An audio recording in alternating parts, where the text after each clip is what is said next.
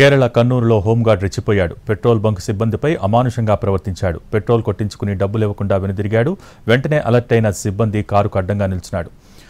డబ్బులు ఇవ్వాల్సిందేనని పట్టుబట్టాడు. దాంతో రెచ్చిపోయిన హోంగార్డ్ అతన్ని కారుతో ఢీకొట్టాడు. బానెట్పై పడ్డా ఆపకుండా ముందుకు కదిలాడు. దాదాపు కిలోమీటర్ దూరం తీసుకువెళ్లాడు.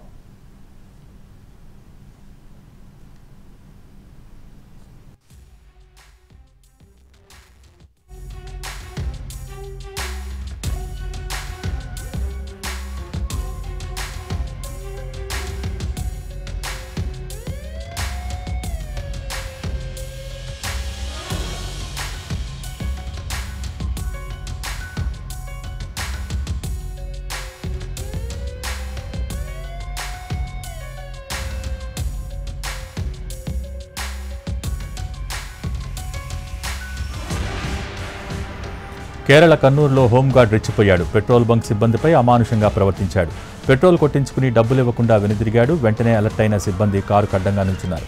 డబ్బులు ఇవ్వాల్సిందేనని పట్టుబట్టాడు. దాంతో రెచ్చిపోయిన హోంగార్డ్ అతన్ని కారుతో ఢీకొట్టాడు. బానెట్పై పడ్డా ఆపకుండా ముందుకు కదిలాడు. దాదాపు కిలోమీటర్ దూరం తీసుకువెళ్లాడు.